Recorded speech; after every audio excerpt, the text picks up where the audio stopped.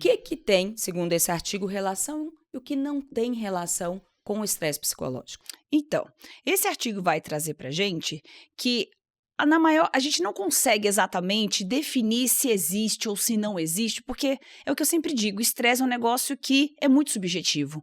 Então ele traz que pode ter alguma relação, especialmente em algumas alopecias, como gatilho, mas em praticamente todas, ela pode funcionar como um círculo vicioso, né?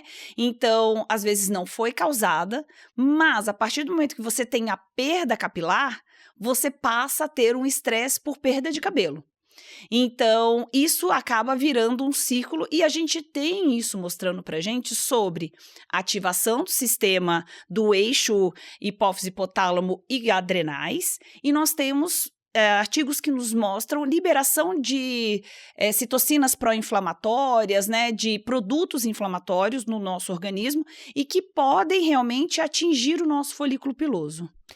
Maravilhoso. Inclusive tem uma tabela, né? Produção, vamos dar tabela para a gente ilustrar isso, que é eu acho um artigo extremamente ilustrativo, né? Um artigo que traz para a gente isso tudo. Então, o que temos ali é exatamente essa tabela, que é bastante interessante nesse artigo, que ele fala como se o estresse pode ser causa da perda de cabelo, ou então ele pode ser um acelerador ou precipitador de novos ciclos, né, de novas perdas, e se diminuir o estresse pode ser benéfico ou não, né? Na androgenética, por exemplo, o estresse não é realmente um causador, não é o que a gente acaba vendo. A gente acaba vendo isso mais quando é um paciente que tem androgenética e que às vezes abre um quadro de um eflúvio telógeno agudo, por exemplo, né? Então, nessa associação, porque ali quando a gente vê o eflúvio telógeno, ó, ele pode ser causa o estresse pode ser causa de queda, pode ser causas de acelerar essa queda, e quando o paciente melhora o estresse, ele pode também ser benéfico para ele. Mas vejam que na androgenética realmente não é um causador, de repente pode ser um acelerador, e não é muito claro sobre a questão da redução do estresse, pode beneficiar esse paciente. Na areata e nas alopecias cicatriciais, frontal fibrosante, líquen plano e nas outras, vejam que o estresse ele não é muito claro.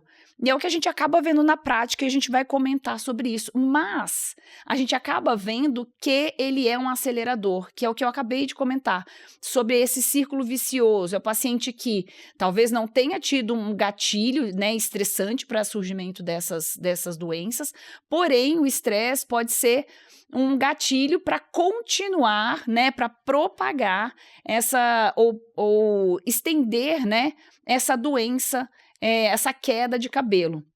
E apenas na questão do eflúvio, a diminuição do estresse, ela é benéfica. Nas demais doenças, ela não é clara, né? E isso é muito interessante porque, é claro, a gente trata o indivíduo como um todo, né? Sim. E que diminuir o estresse vai fazer bem para ele, no geral. Mas é diferente da gente falar, olha, faz parte do tratamento, com certeza, você diminuindo o estresse, você vai ter a melhora do que está acontecendo. E a gente sempre tem um fator de confusão, que a gente não consegue diagnosticar exatamente o eflúvio se o paciente está tendo outras condições, porque a gente não tem sinais, o eflúvio acaba sendo ali, olha, acho que está acontecendo junto, mas será que é uma alopecia androgenética com eflúvio? Será que só uma alopecia androgenética? Principalmente nos homens, né? Sim. Na mulher a gente tem muito a queda de cabelo. Muito bem, isso é muito interessante pra gente do ponto de vista prático. E tem outros fatores que vão ali levar pra gente em relação a essa questão da prática mesmo no dia a dia. E a gente tem a questão do eflúvio telógeno agudo, que muitas vezes não precisa de tratamento, que vai ter, por própria definição, a melhora espontânea, né, após um tempo, porque é uma questão de tempo, e o eflúvio telógeno crônico. E é no eflúvio telógeno crônico que a gente tem essa necessidade vou chamar assim, necessidade de identificar se tem relação com o estresse ou não. Tem como a gente diferenciar isso do ponto de vista prático? É difícil, né?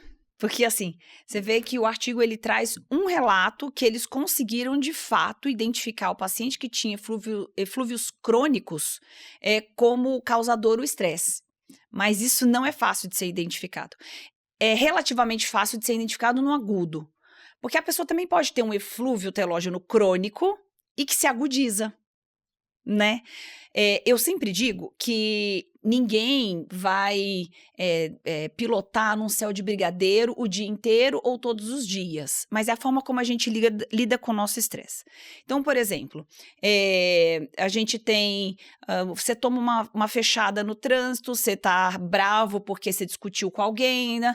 Isso é o estresse do dia a dia. O estresse que vai fazer o cabelo cair é aquele estresse que foge do normal.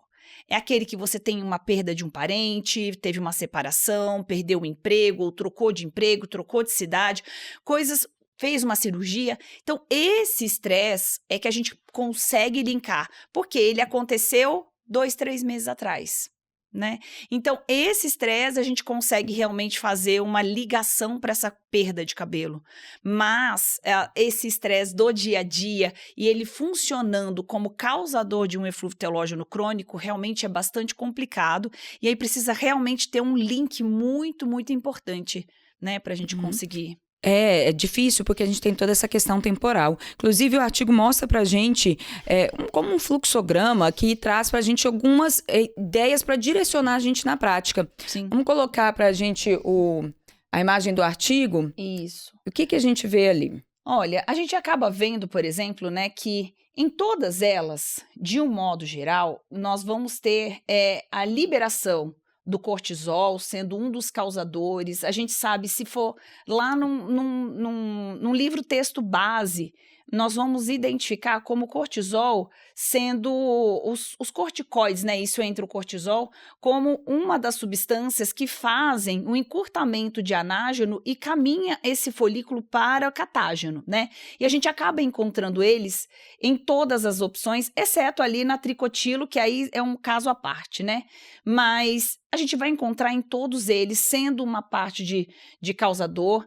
A gente encontra a substância P, as inflamações neurogênicas, como também causadoras de modificação nesse fluxo, né, do ciclo capilar.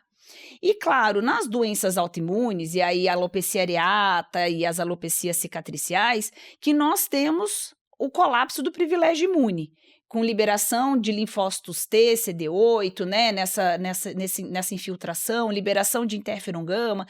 Então, a gente passa a ter um pouquinho diferente nesse caso, porque são doenças autoimunes. Mas se a gente observar ali, o estresse pode estar correlacionado, e vejam que as setinhas, elas são bidirecionais, mostrando para a gente que o estresse talvez seja um causador, mas ele está relacionado no sentido de, uma vez que meu cabelo cai, ele pode ser propagador dessa doença. Então, a gente acaba enxergando isso, né, dessa maneira nesse quadro, porque em todas elas, alguma questão relacionada aos hormônios e às alterações inflamatórias, nós vamos encontrar nessas doenças.